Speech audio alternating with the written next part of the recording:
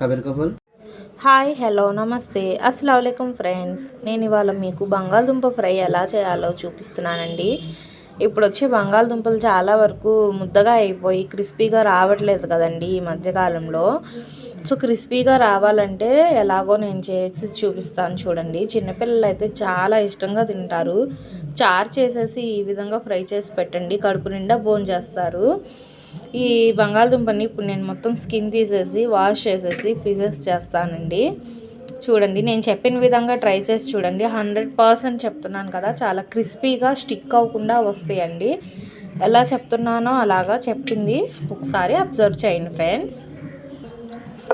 వీటన్నిటిని ఇప్పుడు నేను స్కిన్ తీసేస్తాను.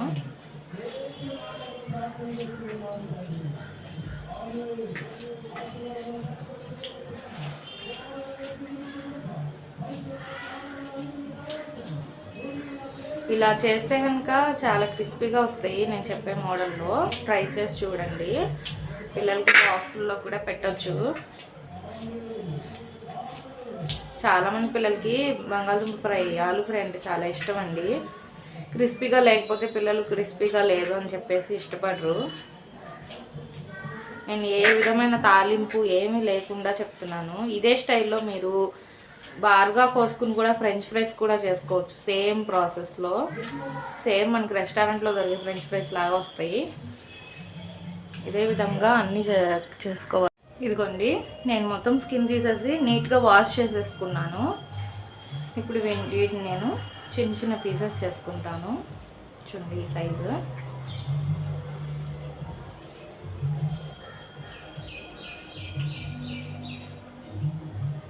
ఇదిగోండి ఈ సైజు. ఇలా మిగతా వాటిని కూడా కట్ చేసుకున్నాం.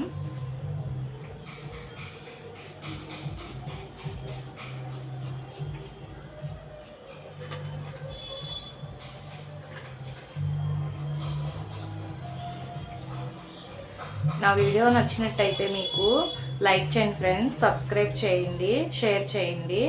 ఇంతవరకు ఎవరైతే సబ్స్క్రైబ్ చేసుకోలేదో కొత్తగా చూసేవాళ్ళు మా ఛానల్ని సబ్స్క్రైబ్ చేసుకోండి ఫ్రెండ్స్.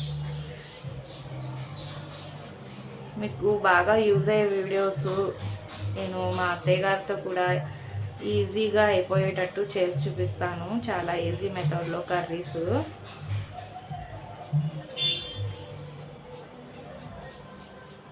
ఇంతే ఫ్రెండ్స్, మిగతాయి కూడా కట్ చేసుకోవడమే.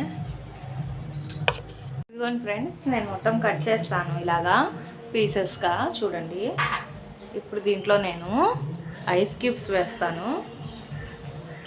ఇదిగోండి, ఈ ఐస్ క్యూబ్స్ వేసేసి ఇప్పుడు దీన్ని నేను ఒక అరగంట 30 మినిట్స్ కొంచెం వాటర్ వేసి ఇలా పెట్టేస్తాను. మీ దగ్గర ఐస్ క్యూబ్స్ చేసే టైం అవైలబుల్ లేకపోతే కూల్ వాటర్ వేసుకోండి, చల్లటి నీళ్ళు.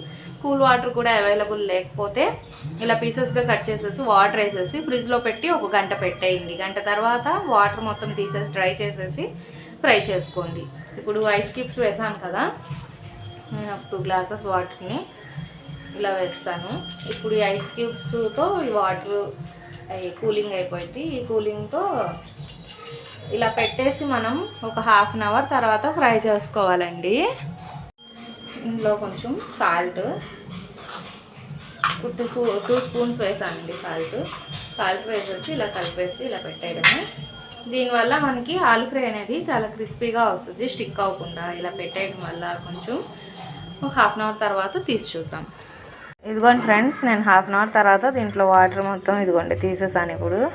ఇప్పుడు దీన్ని నేను ఆయిల్లో వేస్తాను, డీప్ ఫ్రై చేస్తాను. ఆయిల్ పెట్టాను, హీట్ అయింది. డీప్ ఫ్రై చేసేసిన తర్వాత ఒక 80% ఫ్రై అయిన తర్వాత ఇంకొక ప్యాన్లో తీద్దామండి. ఈ ఆయిల్ మొత్తం ఏమీ ఫ్రైకి లాగదండి.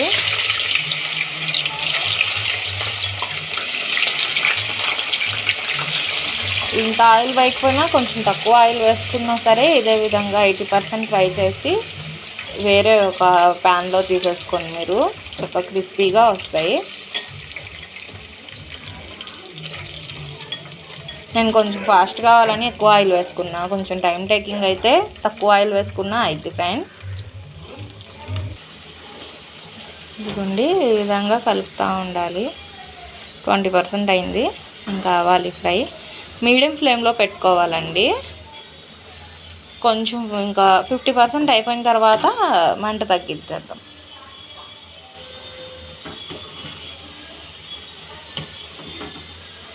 చూడండి స్టిక్ అవ్వకుండా ఉన్నాయి. ఇదిగోండి ఫ్రెండ్స్, ఆల్మోస్ట్ అయిపోయింది. నేను 10 మినిట్స్ ఫ్రై చేశాను. చూడండి మాత్రం అసలు స్టిక్ అవ్వకుండా వస్తుంది. పిల్లలకి ఇలా క్రిస్పీగా పెట్టాలంటే కొంచెం డీప్ ఫ్రై చేసుకోవడమే.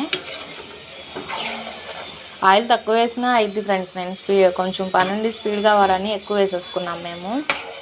ఇంత ఆయిల్ వేయకపోయినా ఒక ఏమంటారు 10 స్పూన్స్ లేదంటే 8 స్పూన్స్తో అలా వేసుకుని ఫ్రై చేసిన తర్వాత ఆయిల్ సపరేట్ చేసేసి దాంట్లో సాల్ట్, రెడ్ చిల్లీ పౌడర్ అవి వేసుకోండి. ఏమాత్రం అసలు స్టిక్ అవ్వండి, చాలా టేస్టీగా ఉంటాయి. మా అమ్మగారు మేము స్కూల్కి వెళ్ళేటప్పుడు ఈ ప్రాసెస్లో చేసేవాళ్ళు. ఫ్రై చేసేసిన తర్వాత చల్లారడానికి పెట్టేసేవాళ్ళు. చల్లారిన తర్వాత దాన్ని బాక్సుల్లో వేసేవారు. అసలు స్కూల్కి వెళ్ళిన తర్వాత కూడా క్రిస్పీగా ఉండేయండి.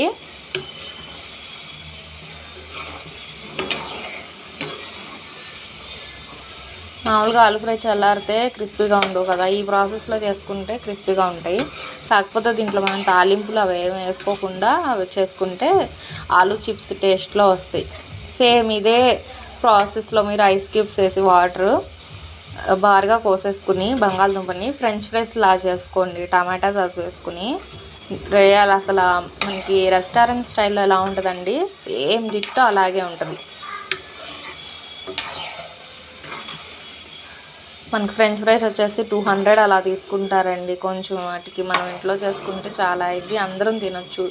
హెల్తీ ప్లస్ టేస్టీ కూడా తినొచ్చు మనం. మీకు నచ్చితే చేసుకోండి ఫ్రెండ్స్. నేను బడ్జెట్ గురించి చెప్తున్నాను అని అనుకోవద్దు మీరు. ఎవరికి నచ్చింది వాళ్ళు ఇష్టం. జస్ట్ నేను ఇలా సేవ్ అవుతుందని చెప్తున్నాను. చూసారా పైన మొత్తం బుడగల్లాగా వచ్చాయి, మొత్తం తగ్గిపోయింది అంటే ఫ్రై అయిపోయినట్టే. ఈ టిప్ మీరు గుర్తుపెట్టుకోండి. ఇందాక నురగలాగా పైన ఉంది కదా, అలా ఏమాత్రం లేకుండా మామూలుగా ప్లెయిన్గా అయిపోయింది. సో అయిపోయింది. ఇప్పుడు దీన్ని నేను ఇంకొక ప్యాన్లో షిఫ్ట్ చేస్తాను. ఇదిగోండి నేను ఇంకొక ప్యాన్లో ఇలా తీసేస్తున్నాను. చూడండి అసలు ఏమాత్రం స్టిక్ అవ్వలేదు.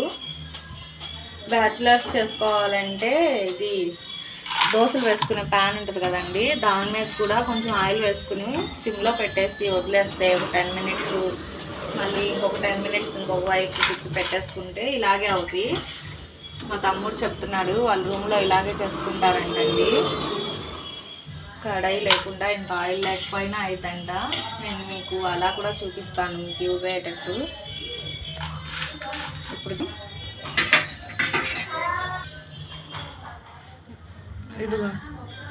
ఇదిగోండి ఆయిల్ అసలు ఏమాత్రం కూడా లాగలేదు. అలా వేసాను అలాగే ఉంది.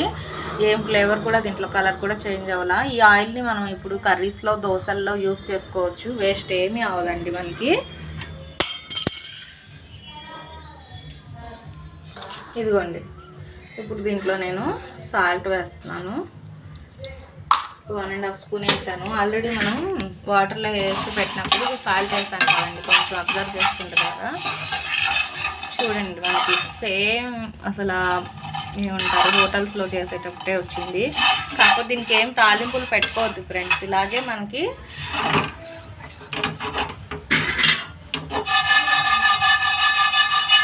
చూడండి రెస్టారెంట్ స్టైల్.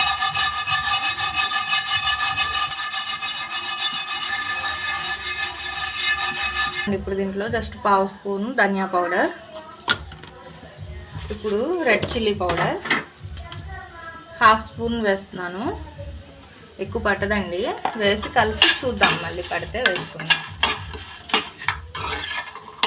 స్టవ్ ఆఫ్ చేసేద్దాం ఇప్పుడు, ఎందుకంటే రెడ్ చిల్లీ పౌడర్ వేసిన తర్వాత ఘాట్ వచ్చేస్తుంది. కొంచెం వేసుకుందాం.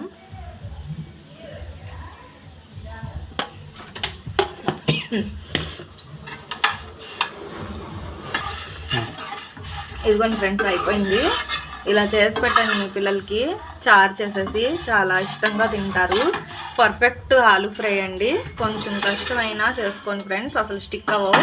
ఈ మధ్య కాలంలో వచ్చే బాగా ముద్ద ముద్ద అయిపోతున్నాయి. అలా అవ్వకుండా ఉండాలంటే ఇలా చేసుకోండి. మా ఛానల్ని లైక్ చేయండి ఫ్రెండ్స్, షేర్ చేయండి, సబ్స్క్రైబ్ చేయండి ఫ్రెండ్స్, కామెంట్ చేయండి. I love you friends.